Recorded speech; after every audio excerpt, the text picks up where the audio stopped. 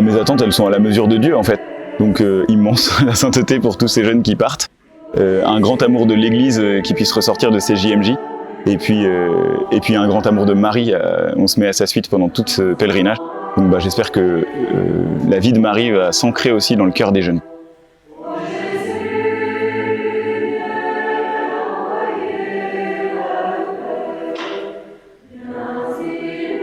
Ce pèlerinage commence aujourd'hui avec cette liturgie. Je vous ai dit qu'on sait d'où on part, mais on ne sait pas où on va. Il y en a certains qui peut-être ils ne savent pas d'où ils partent, tellement ils sont perdus. C'est pas grave. Peu à peu, nous allons rentrer dans cette dynamique des pèlerinages. Et j'espère que chacun de nous, tout au long de ce pèlerinage, nous puissions découvrir cela, que nous aussi, toi, tu as besoin d'une grâce de Dieu. Une grâce pour ta vie. Chacun de nous est venu ici aujourd'hui avec une réalité concrète. Dans un moment de sa vie concret, particulier. Alors je vous préviens, faites attention. Ne vous laissez pas voler votre pèlerinage. Parce que ça va pas, parce que c'est bon, parce que la soupe elle est froide, parce qu'il n'y a pas de soupe. Que votre joie, votre fête soit par la providence de Dieu qui nous la donne. Ne faites pas la fête pour chercher la joie. Faites la fête parce que vous êtes dans la joie. Je vous invite tout au long de ce pèlerinage, vraiment dans votre cœur, demander une grâce à la Vierge Marie. Parce que si elle nous donne la figure de ses parents aujourd'hui, c'est pas au hasard, ça n'existe pas le hasard pour un chrétien. Demandez à Dieu une grâce, celle que votre cœur a besoin.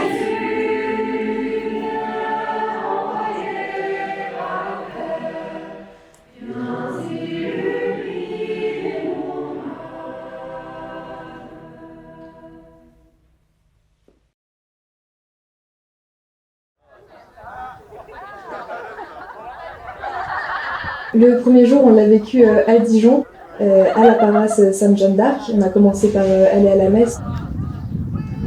Et c'est la photo de départ qu'on a fait quand on venait de sortir de la messe. On était tous autour de la croix. Là, on était tous ensemble, on était tous regroupés et on tenait un drapeau de la Bourgogne. On était juste en train tous de sourire. Et je me suis dit, là, ça y est, ça commence vraiment, on est tous ensemble et on est tous prêts à partir. Ça permettait d'aller de l'avant et de vouloir voir le reste, de savoir qu'on allait visiter plein de sanctuaires, de rencontrer plein de jeunes, de retrouver ses amis. On était déjà dans la joie en fait et j'avais qu'une envie, c'était de prendre le bus pour partir vivre ces 2 semaines avec toutes les personnes qui étaient présentes. On s'est retrouvés en fratres, donc les petits groupes avec lesquels on se retrouvait régulièrement pour échanger sur une parole ou prier. On est parti précipitamment sous la pluie rejoindre notre bus pour partir vers le Puy-en-Velay. On s'est installé au grand séminaire qui domine vraiment la ville. Et puis ensuite, on a pu partager un temps convivial de repas. Et après, comme c'était le premier jour pour apprendre à tous mieux se connaître, on a fait un grand jeu.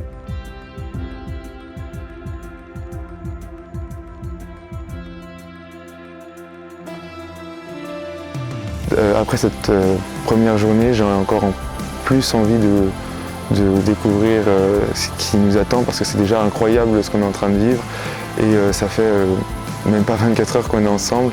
Donc franchement, je pense que ça va être incroyable et l'une des plus belles expériences de ma vie, je pense.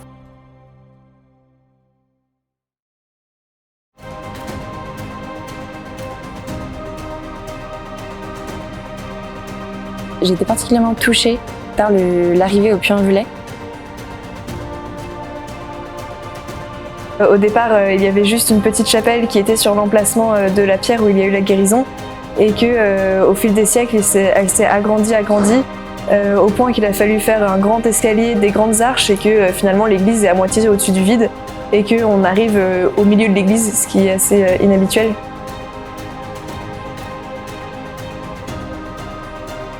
on a monté les marches, on a eu une explication d'un des pères qui nous a expliqué l'histoire de la cathédrale. Et ensuite, il y a les grilles qui se sont ouvertes et on arrive devant l'autel.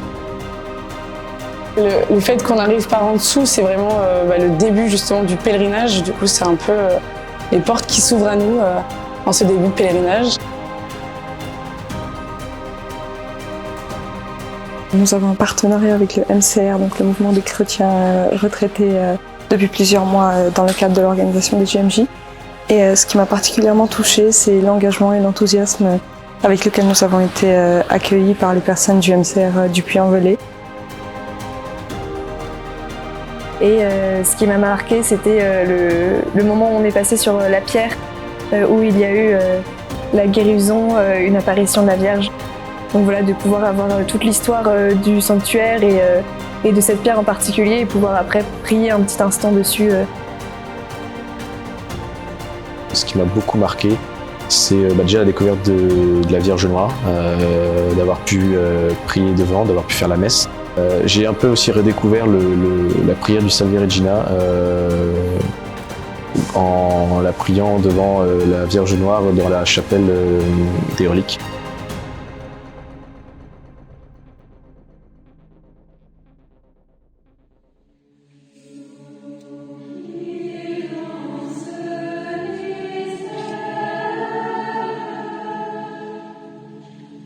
La messe à la basilique du Puy-en-Velay, j'avais trouvé ça hyper beau et très fort.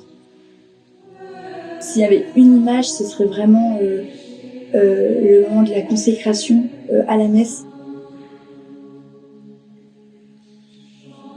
Je trouve que c'est une image magnifique où vraiment on voit que Dieu est présent. Enfin, je trouve que c'est hyper, pour le coup, hyper physique, quoi.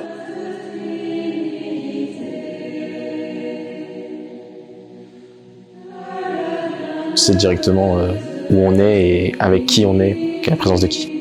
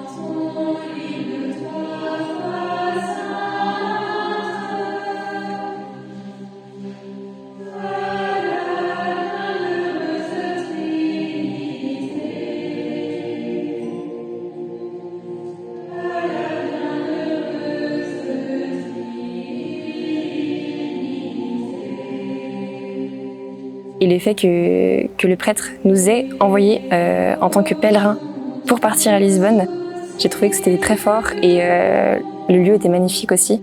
Et quand le chant final s'est terminé et qu'on est tous sortis par l'immense porche de la basilique, je me suis vraiment sentie comme un pèlerin qui partait au JMJ, et c'est vraiment là que mon pèlerinage a commencé.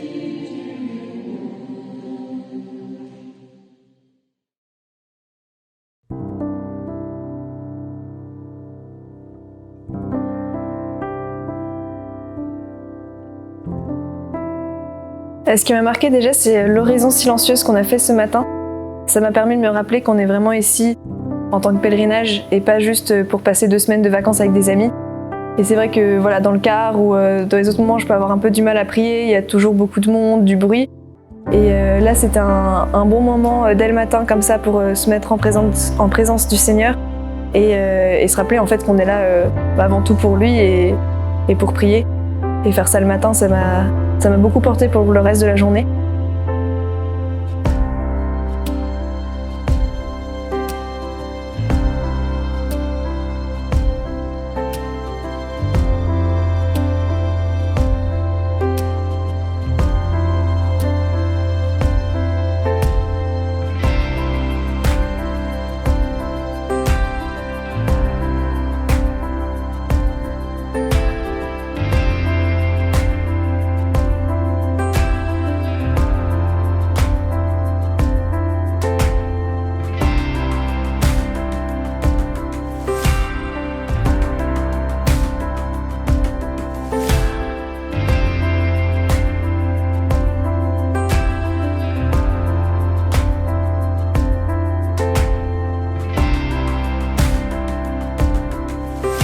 Donc Lourdes, c'est une étape importante parce que c'est un des plus beaux sanctuaires de France. Encore aujourd'hui, il y a encore des signes qui montrent que c'est un sanctuaire et qu'il y a des guérisons, des miracles qui s'accomplissent. De voir aussi tous ces pèlerins qui font l'effort de venir, voilà, sans forcément attendre de guérison, mais qui montrent leur foi. À la messe de ce matin, la messe internationale à laquelle on a pu participer, on s'est rendu compte que l'église n'était pas juste en France, juste dans notre paroisse. Qu'elle soit célébrée en différentes langues et surtout avec l'évêque de Chicago. This is my body, which will be given up for you. Do this in memory of me.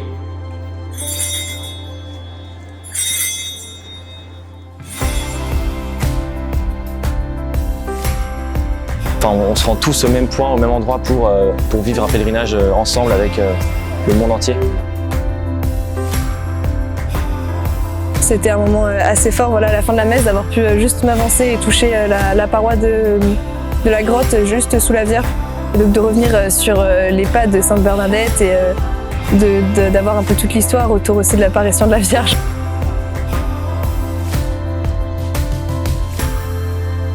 Elle a gratté au fond de la grotte un peu de terre vaseuse et elle s'est lavée le visage avec.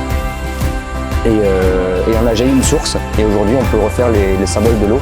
Premièrement on se lave les mains, puis on se lave le visage avec l'eau de la source et enfin on boit à la fontaine parce que la Sainte Vierge m'a dit qu'on a ici laver et boire.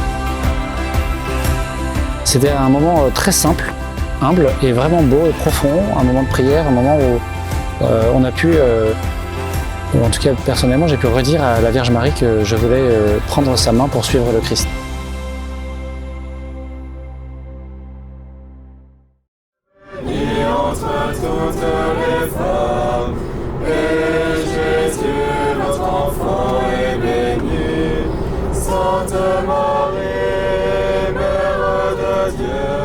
Seul à réciter le chapelet, parfois je n'arrivais pas à terminer, mais en groupe, dans le bus comme on l'a fait, ça m'a permis d'aller au bout.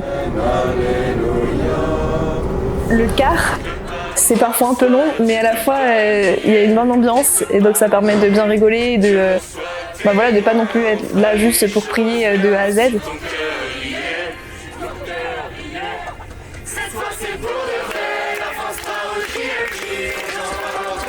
Parce que ce pèlerinage, même si c'est un pèlerinage, donc c'est bien de prier, mais c'est bien aussi d'avoir des moments où on est avec d'autres, où on peut partager, où on peut apprendre à connaître certaines personnes, approfondir certaines amitiés. Et voilà, la bonne ambiance qu'il peut y avoir dans le bus, les belles discussions, les chants, tout ça rajoute quelque chose de plus humain et de plus fortifiant, je pense, dans ce pèlerinage.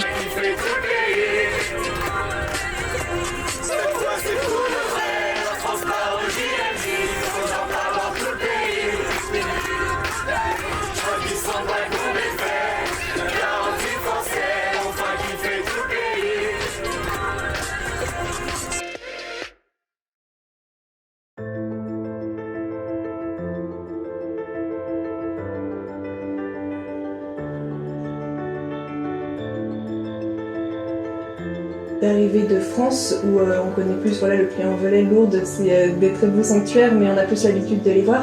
Et là, Saragosse, on arrive, c'est une grande basilique immense avec une pierre jaune comme on n'a pas l'habitude de voir. Donc déjà, l'architecture m'a beaucoup touchée. De voir que tout ça, c'était construit juste pour Dieu et en l'honneur de la Vierge Marie. On a passé presque l'après-midi entière dans la basilique et j'ai trouvé qu'on a vécu des moments forts, notamment la messe où on était vraiment avec notre groupe devant Notre-Dame du Pilier et c'était un moment de communion et de fraternité assez important. Une messe juste devant cette statue de la Sainte Vierge avec des rayons lumineux qui explosent tout autour d'elle.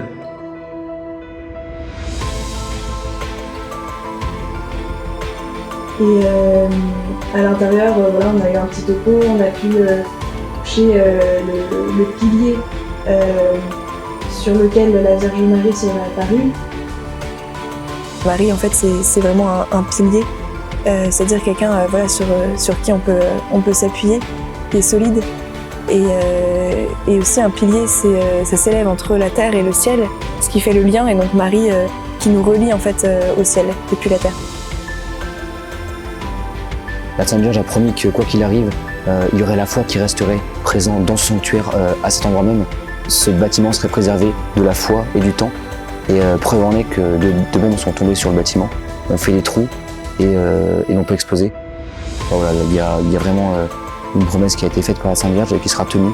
Et que quoi qu'il arrive, Notre-Dame du Pilar sera un lieu de foi pour l'Espagne.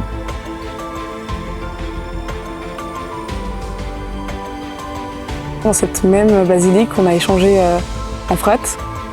Et justement autour de la question, de la place de la Vierge Marie. On avait des textes sur lesquels réfléchir, et donc ils étaient plus particulièrement sur la Vierge Marie.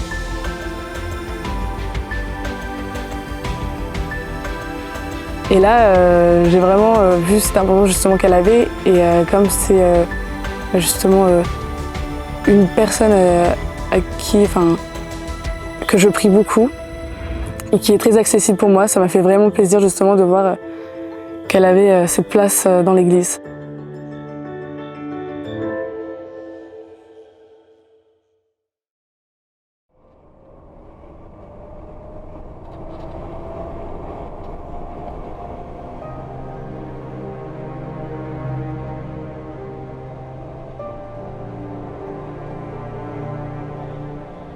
On est arrivé très tôt ce matin en car, on a roulé toute la nuit, donc on est arrivé bien fatigué.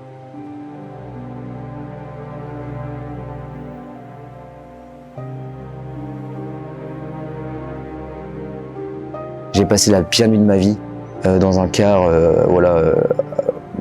assis à essayer de dormir, horrible.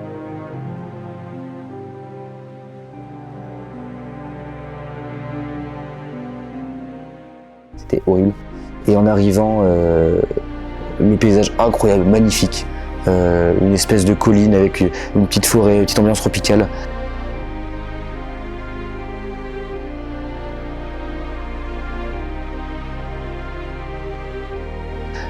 On arrive, on voit un énorme bâtiment, une abbatiale qui sort du décor, qui est sortie des contes de fées.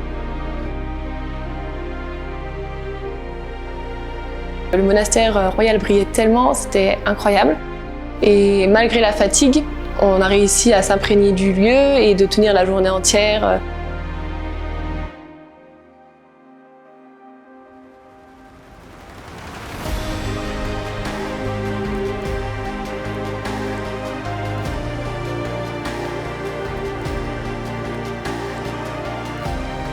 Guadalupe, c'est une très petite ville, c'est très petit. Et on a découvert donc un monastère magnifique.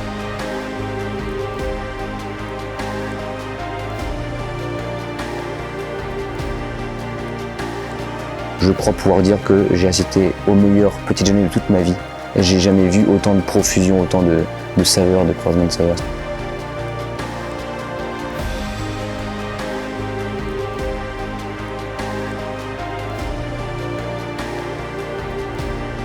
On a visité l'intérieur du monastère royal, que j'ai trouvé vraiment magnifique. J'ai beaucoup aimé tous les détails.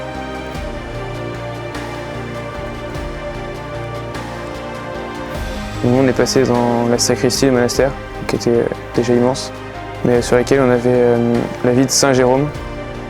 Saint Jérôme, c'est un grand saint qui a beaucoup œuvré pour la traduction de la Bible en latin. Et en fait, il se consacrait qu'à ça et il en avait même oublié la prière. Et donc ce tableau, c'était une apparition du Christ qui lui disait tu m'oublies. Et Saint Jérôme qui lui dit mais si Seigneur, je traduis la Bible, je te prie, etc. Mais Christ lui dit non, tu ne me donnes pas tout, tu ne m'as pas donné tes péchés. On voit qu'il faut vraiment tout donner au Christ, pas seulement nos forces ou ce qu'on réussit bien à faire, toutes nos réussites, les éléments qui font de nous quelqu'un de valeur, mais aussi tout ce qu'on veut moins montrer, nos faiblesses, nos difficultés, nos échecs, nos peurs.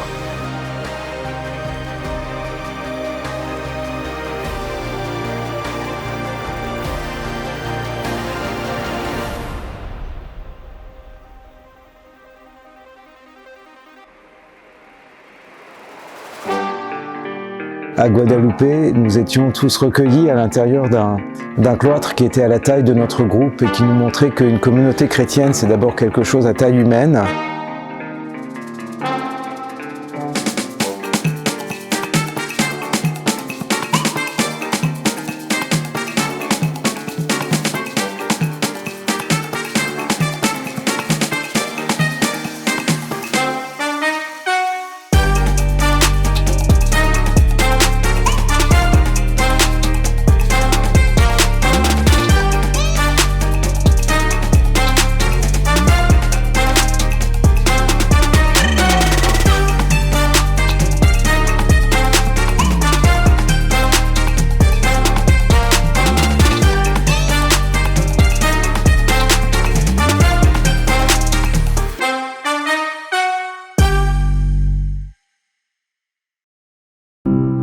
Aujourd'hui, nous avons passé pendant un beau moment l'après-midi à poser des questions aux prêtres et ils nous répondaient.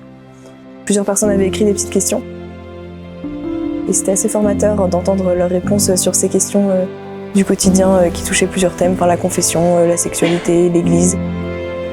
La sexualité, comment bien la vivre, faire attention en tant que jeune, comment la vivre en tant que chrétien.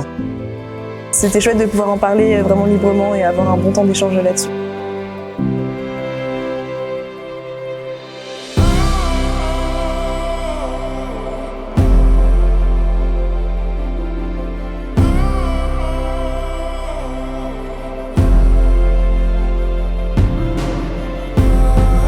On a marché l'après-midi vers cet ermitage situé à côté de la ville de Guadeloupe, en fraternité, donc en petits groupes, en méditant le texte et en partageant nos ressentis.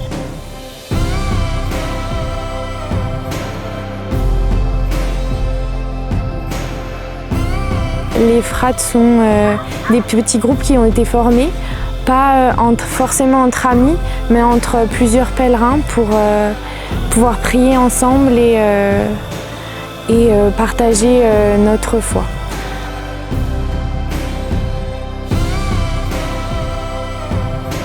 Et voilà, on est arrivé ici dans un cadre magnifique où on a pu assister à la messe.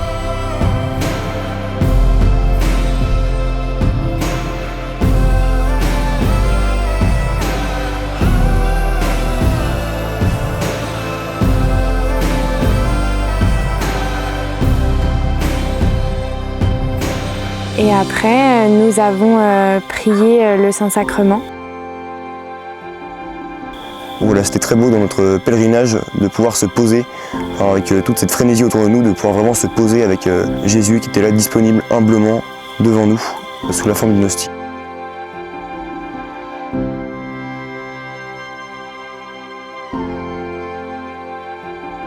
Ouais, je dirais que c'est un des moments qui m'ont fait dire dans ma vie que j'ai rencontré le Seigneur. Et c'est vraiment une adoration. Le Christ était là, quoi. Vraiment, pour le coup, je l'ai vraiment ressenti. Et c'était vraiment quelque chose de super beau.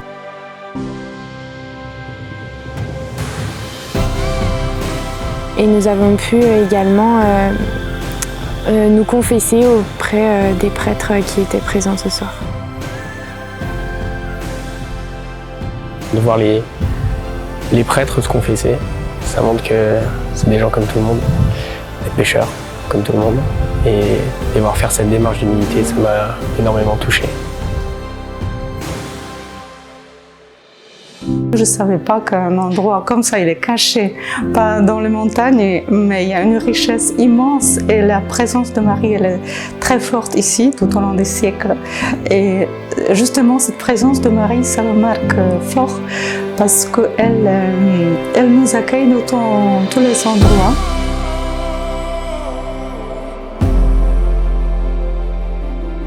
Depuis le début des JMJ, j'ai vraiment l'impression de retrouver la place de Marie dans ma foi. C'est vrai qu'avant, j'avais quelques idées, quelques images, mais en fait c'était très abstrait.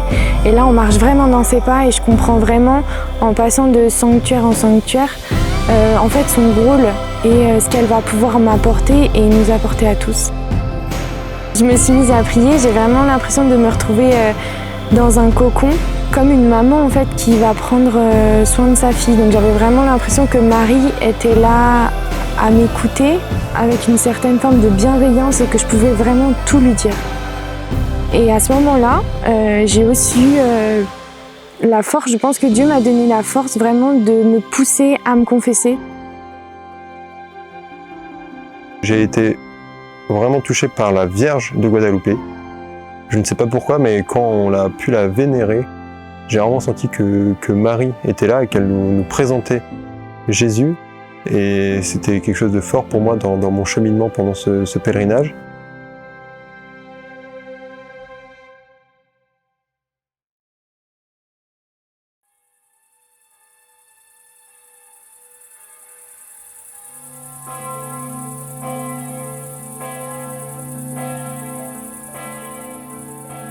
On est arrivé à Fatima le dernier jour de notre périple en diocèse.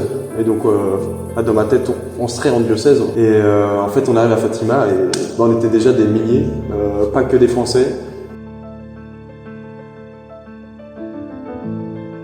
C'était du coup au Portugal et c'était la première fois qu'on vivait avec l'ambiance des JMJ parce qu'il y avait déjà en fait des pèlerins, soit qui venaient de Lisbonne, soit qui, comme nous, venaient avant d'arriver à Lisbonne. On était déjà dans la foule des JMJ et on n'était pas encore arrivé à Lisbonne que les JMJ mondiales avaient commencé. On voyait déjà les drapeaux flotter. Il y avait des différents textes qui étaient lus en différentes langues, les chants qui étaient dans différentes langues et tout ça. Et ça montrait un grand moment de partage, un moment de partage où on n'était pas qu'entre nous, notre petite paroisse, mais on montre que la foi était bien plus vaste et c'était un moment de partage où c'était au niveau mondial.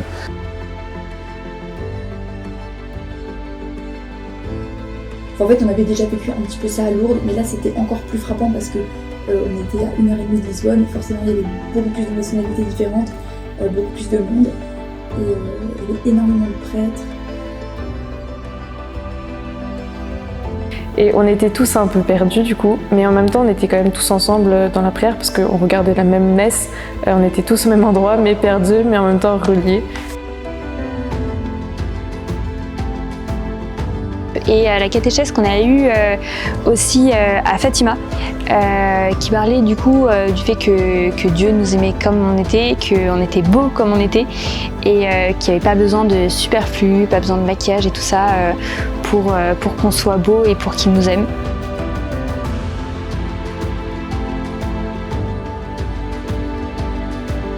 On arrivait à Fatima, là où la Vierge était déjà arrivée avant nous.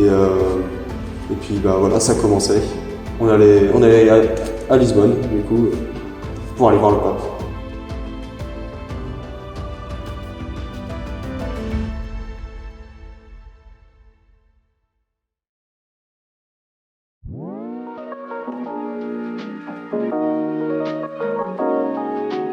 On est arrivé à Lisbonne en bus. On a été logé dans une école, très simplement. Et on était à peu près 1 heure de Lisbonne. Le matin, nous avions la messe tous ensemble avec les pèlerins du coin. Puis nous prenions le train de Massama vers Lisbonne. Et là, on avait après toute la journée de libre. Et puis le soir, on se retrouvait tous au gymnase, on dormait ensemble.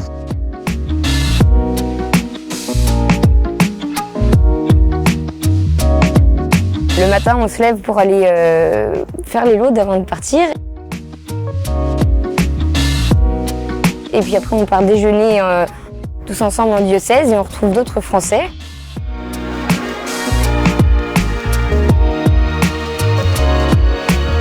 Et puis après, on part en temps Rise Up.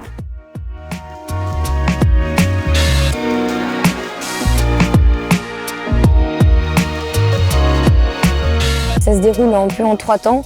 Premièrement, on parle en petit groupe autour d'un texte. Puis il y a un temps de catéchèse avec des évêques. Et ça, c'est ce que j'ai préféré.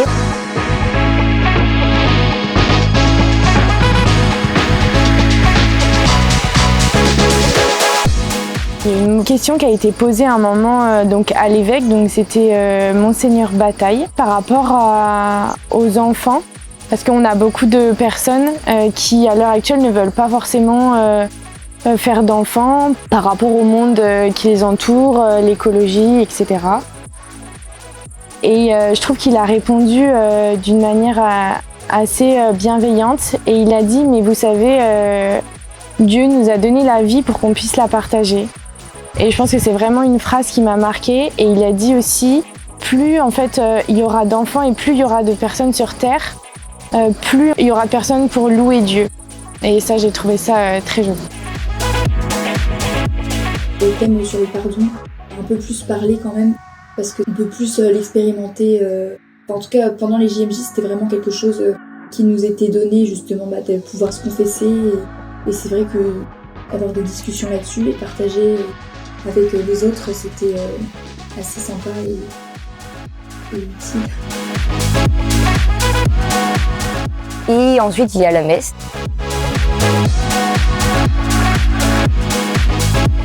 Le fait d'avoir la messe tous les jours, je trouve que c'est extrêmement porteur, même pour le groupe, le fait de prier ensemble chaque jour. Alors qu'après, on se séparait pour faire différentes activités. C'était vraiment un moment où on était tous ensemble et on pouvait prier tous ensemble.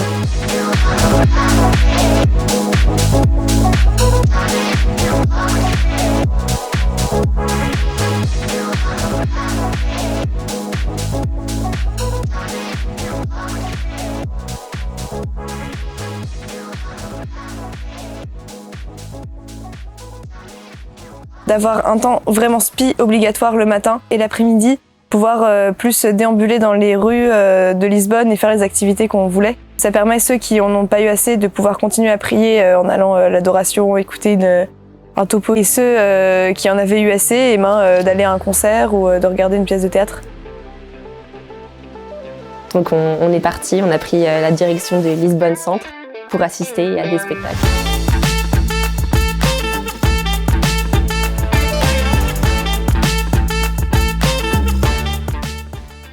Et ces spectacles, en plus, étaient joués par des jeunes. Donc la communauté Saint-Martin faisait jouer leurs séminaristes. Et par exemple, le spectacle sur l'anneau de Jeanne d'Arc était joué par les jeunes d'un autre diocèse. J'avais également vu un spectacle sur Sainte Marguerite Marie à la Coque qui était joué par les jeunes du diocèse d'Autun. Donc c'est chouette de voir qu'en fait, même les spectacles étaient tout prévus par des jeunes et pour les jeunes. Il y avait beaucoup de conférences proposées, des topos, des spectacles en tout genre. Et le premier jour, c'est vrai que j'ai fait l'erreur de vouloir faire beaucoup de choses. Il y avait beaucoup de spectacles qui m'intéressaient, des conférences auxquelles je voulais aller, notamment sur les chrétiens d'Orient ou autres. Et au final, il y avait un tel monde que je n'ai rien pu faire du tout. Et ce qui est bien, c'est que cette journée m'a fait réfléchir. Et je me suis dit, en fait, je suis pas au JMJ à Lisbonne pour courir après plein d'activités, courir après tout, je suis là pour me laisser porter et pour vraiment rencontrer le Christ intérieurement et pas pour faire plein de choses et cocher des cases et dire que j'ai vécu telle ou telle chose. Et ça a changé du coup les jours suivants à Lisbonne qu'on a vécu. J'ai beaucoup moins couru après les activités J'étais avec un groupe d'amis, on s'est vraiment laissé porter par les rencontres qu'on a fait, les lieux qu'on découvrait au fur et à mesure des rues. On a pu visiter une petite église par-ci, par-là. Et j'ai pu comme ça beaucoup mieux vivre spirituellement ces JMJ.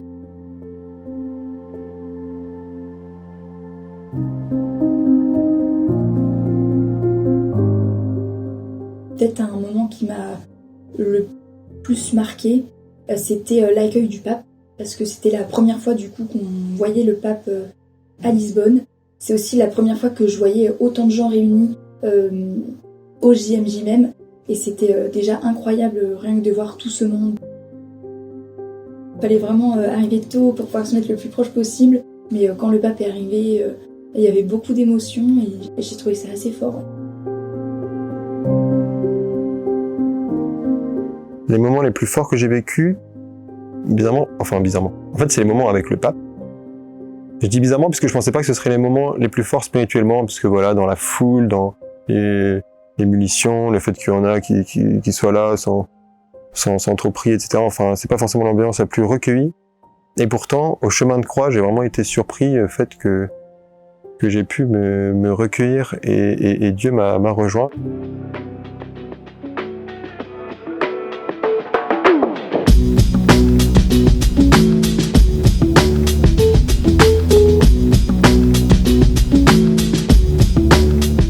Le dernier jour, on a marché sur l'autoroute qui était privatisée. Déjà ça, c'était incroyable de voir tant de personnes qui marchaient sur une autoroute.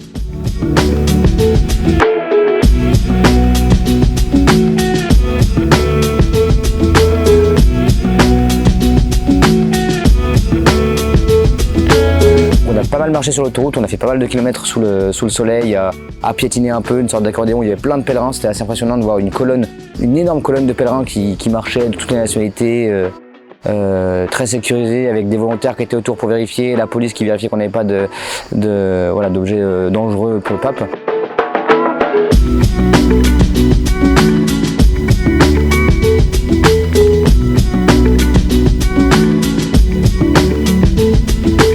Plus on avançait, plus il y avait de monde, plus il faisait chaud. Et on arrive sur cette grande plaine sans ombre, sans arbres. Une sorte de grand terrain vague, en fait, grand terrain désert, sur lequel on s'est installé avec nos tapis de sol, voilà, de quoi passer la nuit. Et il y avait des énormes écrans géants pour retransmettre ce qui se passait tout devant sur la scène principale. Voilà, on était laissés sous le soleil, on savait plus trop ce qu'on faisait là, il faisait vraiment très très chaud. On a du mal à aller chercher notre déjeuner, donc on déjeune finalement à 18h. Et on savait pas trop à quelle heure ça allait démarrer, on voyait le monde qui se remplissait autour de nous.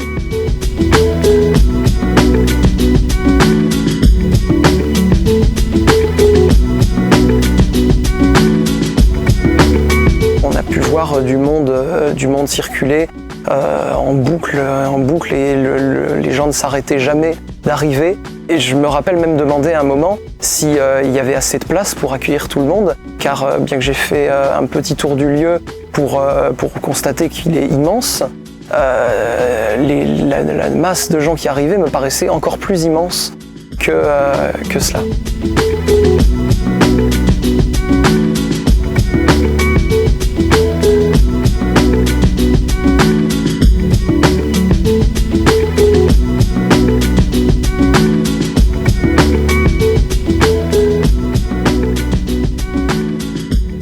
Et en fait, tout cela, dit comme ça peut paraître un peu dur à vivre.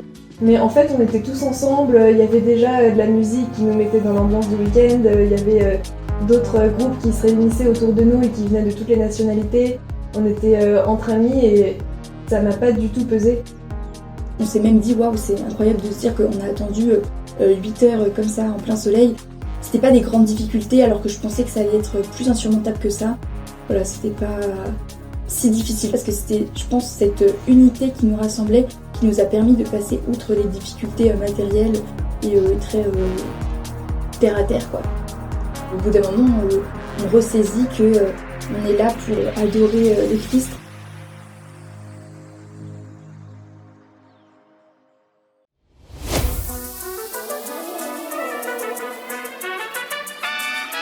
Il n'y a pas eu d'annonce, le pape est là. c'est d'un coup on s'est rendu compte qu'il y avait une euphorie générale.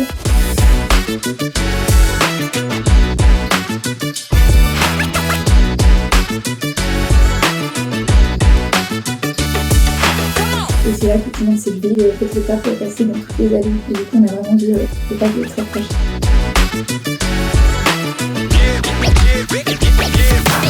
Et c'est vrai que c'était un moment très fort, tous les drapeaux qui flottaient, c'était incroyable. Et c'était un peu comme si c'était un moment hors du temps en fait. On s'est pas rendu compte de ce qui se passait vraiment et on a juste été frappés par l'émotion et par cette ambiance, je pense vraiment euphorique.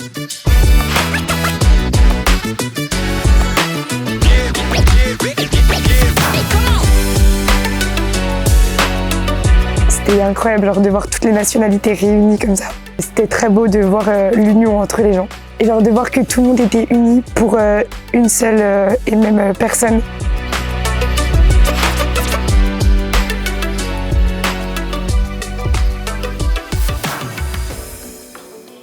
Après de longues heures d'attente, la nuit tombe enfin et le moment qu'on attend tous arrive.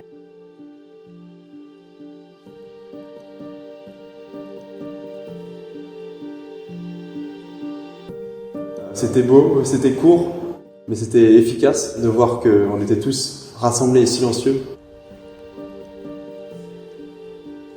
Juste pour voir le Saint-Sacrement.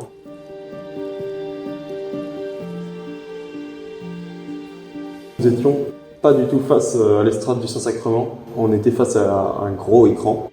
Au moins nous pouvions le voir, c'était déjà bien.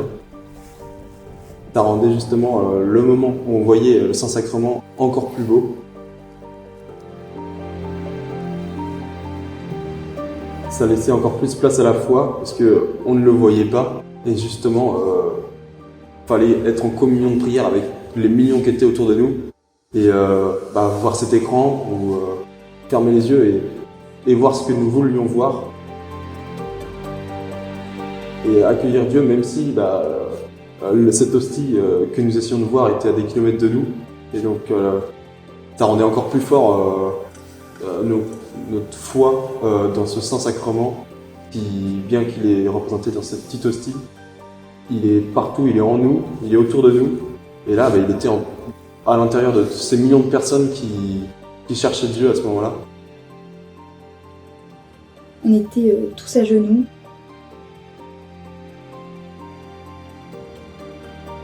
Vraiment, il y avait un grand silence. Et après, je crois qu'on a enchaîné sur un chant, c'était Anima Christi, et j'avais vraiment trouvé ça magnifique.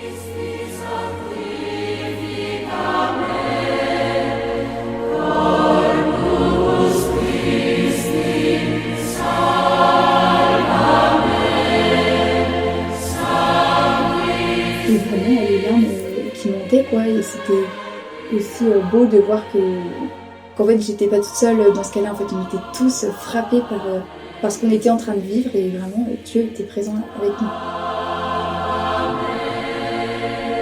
Tout le monde s'est mis à chanter et je trouvais ça très très beau de voir tout le monde chanter ensemble pendant ce temps d'adoration. Donc c'est je pense ce qui m'a le plus touchée.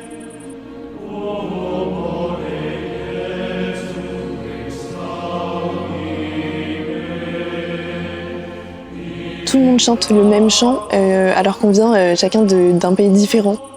Et on voyait qu'il y avait vraiment cette foi commune et cette envie d'être ensemble pour prier le Seigneur et de se rassembler comme ça autour d'un chant, ça faisait très universel.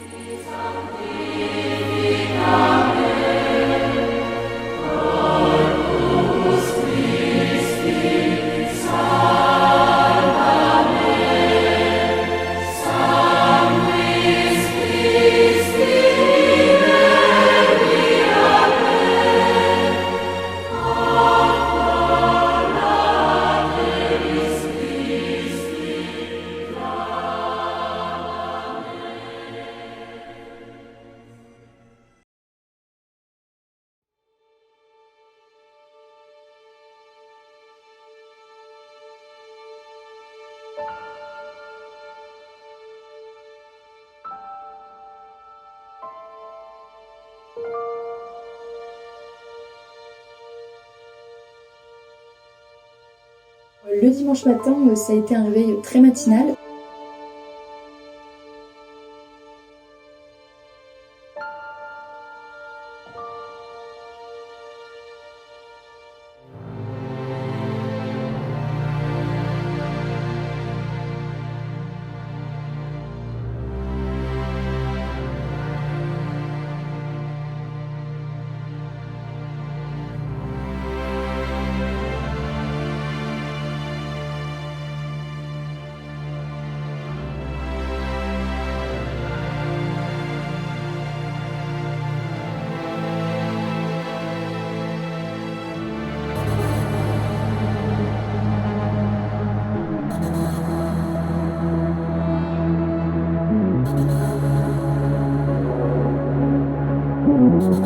On a été réveillés par des bonnes basses.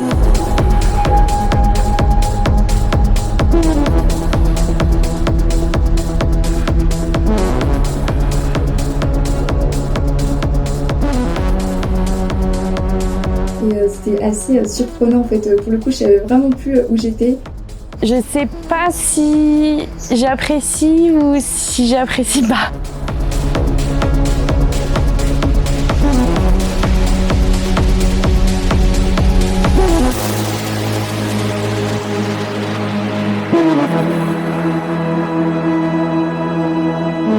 Au bout d'un moment, on ouvre les yeux, on se retourne et on voit que c'est un prêtre qui est en train de mixer. Donc c'était assez comique. On n'avait pas beaucoup dormi, pas hyper bien, mais en fait c'était un réveil hyper joyeux. Tout le monde était dans la joie, les gens sautaient de leur duvet. Au lever du soleil, donc c'était très très beau. Au début c'était juste des basses, et puis après il y avait un peu des chants de louanges remixés, c'était vraiment hyper sympa.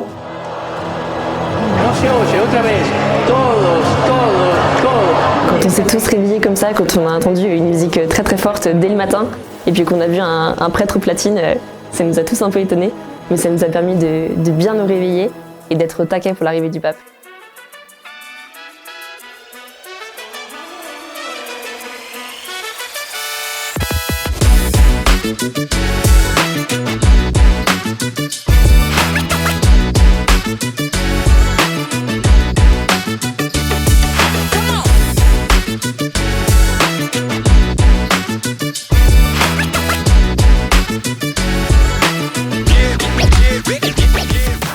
La messe avec le pape. Qu'on puisse chanter tous ensemble, c'était magnifique. Très solennel, avec des beaux chants.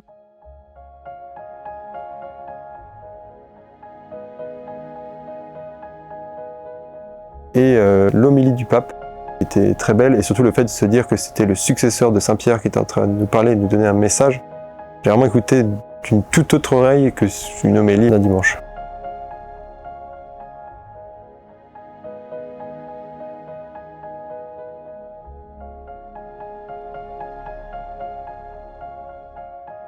Ce qui m'a vraiment marqué, c'est l'unité dans la communion. On communiait à côté de personnes qui n'étaient pas du tout de notre nationalité. Et ouais, c'était vraiment la communauté et c'était assez marquant.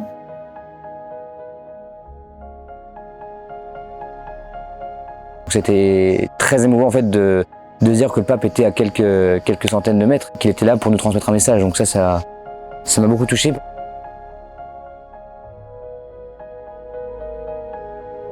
Ce qui m'a marqué, je pense que c'est le discours du pape qu'il a voulu nous transmettre pour nous dire que voilà, on avait tous notre place importante. Nous les jeunes, on était un peu comme le sel pour la terre. C'était important qu'il y en ait quoi.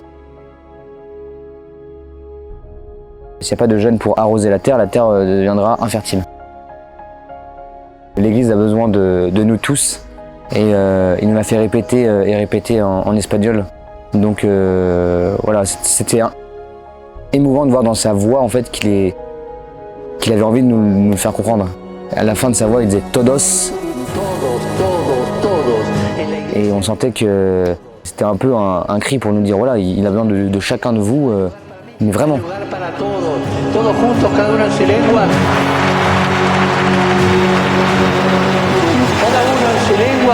Le pape nous a dit que c'était important de briller, d'écouter et d'être sans crainte.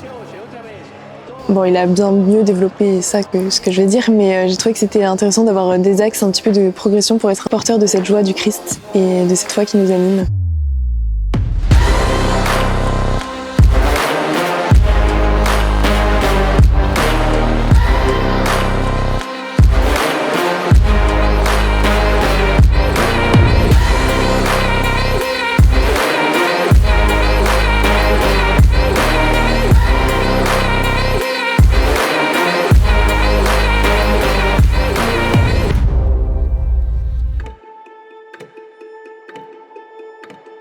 Voilà, le week-end se termine.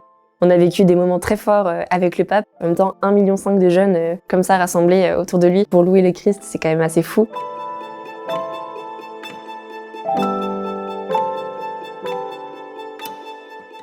Ce que je retiens le plus de ce dernier week-end avec le pape, je pense que c'est le fait d'avoir pu vraiment parler avec d'autres personnes, d'autres groupes, d'autres nationalités.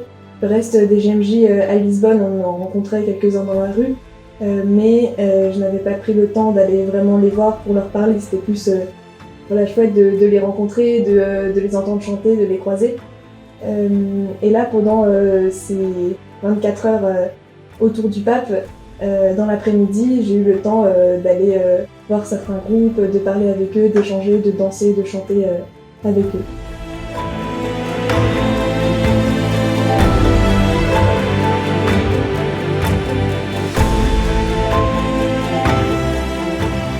Ce que je retiens, c'est vraiment la force de la communauté et en fait cette jeunesse qui est vraiment témoin d'espérance. En fait, on était tous là dans la joie malgré les difficultés qu'on a pu rencontrer et ça surpassait tout.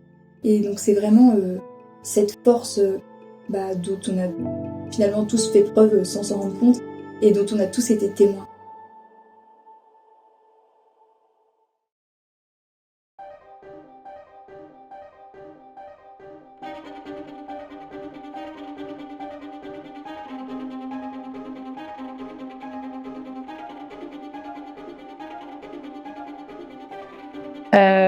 On a vraiment pèleriné, cheminé, main dans la main avec la Vierge Marie, à travers les différents sanctuaires. Dans chaque sanctuaire, la Vierge avait délivré un message bien précis en fait. Je voyais l'église avant comme la paroisse où j'étais. J'ai pu voir cet été des foules immenses se rameuter devant le pape. Et donc ça symbolisait l'église qui s'est rassemblée autour du pape, le représentant donc des successeurs des apôtres. À Tortosa, on a eu un temps de relecture de ce qui s'était passé, de ce qu'on avait vécu, de ce qu'on voulait vivre pour plus tard.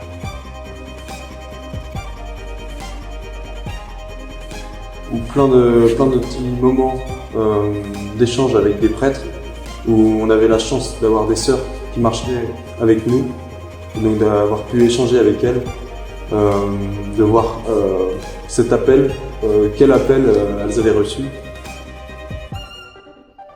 Ne disait pas, n'offrait pas la vocation au sacerdotal comme la principale vocation, et donc montrait que le mariage était aussi une très belle vocation, que l'Église encourageait cette vocation. Il fallait rester ouvert à l'appel au sacerdoce. Il fallait que je reste toujours éveillé et prêt à vouloir répondre oui, comme la Vierge Marie qui se leva en hâte. Il faut que nous soyons prêts, nous aussi, à repartir en hâte et à suivre cet appel. En un mot, je dirais inoubliable. C'est un peu un mot bateau, mais en fait c'est tellement vrai parce que on était tous ensemble avec tout plein d'amis et même des gens que j'ai rencontrés là-bas et on a vécu des moments tellement forts et emplis de plein de foi, plein d'espérance et c'est juste inoubliable.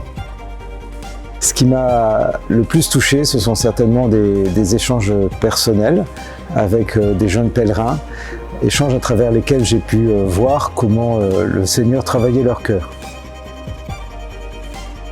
Bon voilà, ces JMJ sont finis et maintenant j'ai qu'une envie, c'est de retourner cette fois-ci à Rome pour les jubilés 2025 et donc pour tous ensemble venir comme le dit le mot jubilé, être dans la joie du Christ réuni et pour qu'on soit tous victorieux avec lui.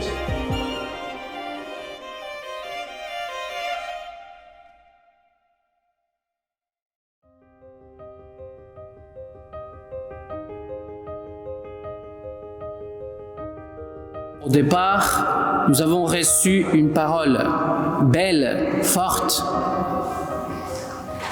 qui sûrement, et j'espère, nous a aidés. Aujourd'hui, avant de nous quitter, de finir officiellement ce pèlerinage, une parole t'est donnée, nous est donnée. C'est clair que quand on entend la fin de cet évangile, veillez donc car vous ne savez ni les jours ni l'heure, ça peut faire peur. C'est pas le but de cette parabole. Mais cette parole, la parole de Dieu, l'Église nous invite à veiller, à être prêts. Pas comme une menace, mais comme une bonne nouvelle. Parce que le fait de veiller nous prépare à quoi? À la chose la plus belle, la plus grande que notre cœur désire, que ton cœur désire. Ce que désire ton cœur, c'est la rencontre. Faire une rencontre. Être chrétien, c'est faire une rencontre d'une personne qui est vivante et qui n'est pas morte et qui s'appelle Jésus-Christ.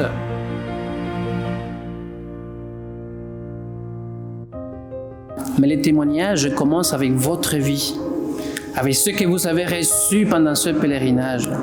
Nos infidélités ne sont pas un obstacle pour faire la volonté de Dieu. L'obstacle pour faire la volonté de Dieu, c'est ta volonté à toi. Le monde a besoin de ces lumières. Ton entourage a besoin de ces lumières. Toi, tu as besoin d'illuminer cette lumière qui illumine le monde. Pas parce que tu es parfait ou le meilleur, non. Parce que tu es choisi et aimé par Dieu. C'est à quoi l'Église vous appelle. Rendre témoignage. Que Dieu est plus fort que tout. Que Dieu vous a pardonné. Que Dieu vous aime. C'est extraordinaire. Que Dieu ne reste pas silencieux, qu'il n'est pas mort.